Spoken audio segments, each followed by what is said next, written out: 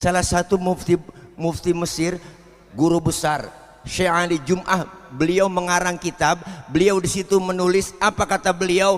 Ternyata ibadah yang kita jalankan, sholat, puasa, zakat, haji, sedekah, itu beliau bilang bainal qabul wal rad, antara diterima dan ditolak. Ternyata ibadah kita, sholat kita, puasa kita, zakat kita bisa diterima, bisa ditolak. Tetapi ada amalan yang gak ditolak oleh Allah, yaitu apa?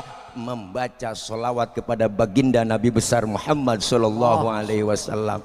Selawat po, selawat, tawat.